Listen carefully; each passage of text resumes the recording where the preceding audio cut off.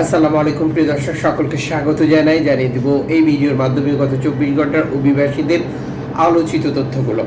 আপনি নিজে দেখবেন, একজনকে দেখাবেন, ভিডিওটি শেয়ার করে দিয়ে চ্যানেলটি সাবস্ক্রাইব করে ফেসবুক পেজটি ফলো করে যুক্ত থাকলে আমাদের প্রতিদিনের ভিডিও প্রতিদিনই আপনি দেখতে পাবেন। নভেম্বর মাসের 20 তারিখ আপনি কোন দেশ থেকে এই ভিডিওতে যুক্ত হয়েছিলেন কমেন্টস করবেন, ইনশাআল্লাহ আপনার কমেন্টসের রিপ্লাই করবো আমরা। অভিবাসী ইউরোপে আসার প্রচেষ্টা অব্যাহত রয়েছে ধারাবাহিকভাবে, ঠিক যেমনটি গত 24 ঘন্টার প্রতিবেদনও নিশ্চিত করেছে, যেটা স্প্যানিশ কর্তৃপক্ষ, ইতালি কর্তৃপক্ষ এবং গ্রিস কর্তৃপক্ষ। গত মাসের একটি প্রতিবেদন প্রকাশ করেছে ইতালি কর্তৃপক্ষ, যেখানে 4000+ অভিবাসী প্রবেশ করেছে ভূমধ্যসাগর ব্যবহার করে ইতালিতে, যেখানে লিবিয়া এবং তিউনিসিয়ার উপকূল ব্যবহার করে তারা প্রবেশ করেছিল, যার মধ্যে প্রথম স্থানে রয়েছে ধারাবাহিকভাবে বাংলাদেশিরা। পাশাপাশি রেকর্ড সংখ্যক শরণার্থী আটকের তথ্য নিশ্চিত করেছে ইতালির এই প্রতিবেদনে, যেটাকে আমরা পুশব্যাক হিসেবে নিতে পারি। তথাকথিত চুক্তির নামে লিবিয়ান কোস্টগার্ড ভূমধ্যসাগরে রেকর্ড সংখ্যক নৌকায় আক্রমণ করে, যার ফলাফল নৌকাডুবি এবং মৃত্যু। সাম্প্রতিক সময় মাফিয়াদের গুলিতে 3 জন বাংলাদেশি যুবকের মৃত্যুর বিষয়টি বাংলাদেশের সামাজিক যোগাযোগ মাধ্যমে ঝড় তুলেছে।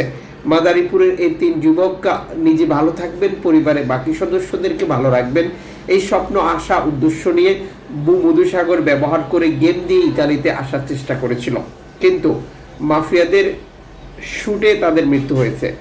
কেন এই দুর্ঘটনাটি ঘটেছে, কেন তাদেরকে শ্যুট করা হয়েছিল, এই বিষয়ে এখন পর্যন্ত কোনো তথ্য আমরা পাইনি।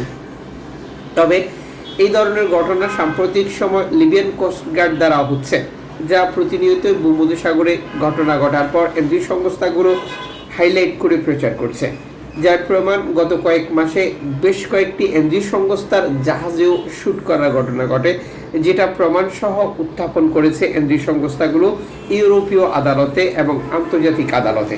এরপরও লিবিয়ান কোস্টগার্ডের যে আটকের ধারাবাহিকতা সেটা কিন্তু অব্যাহত রয়েছে।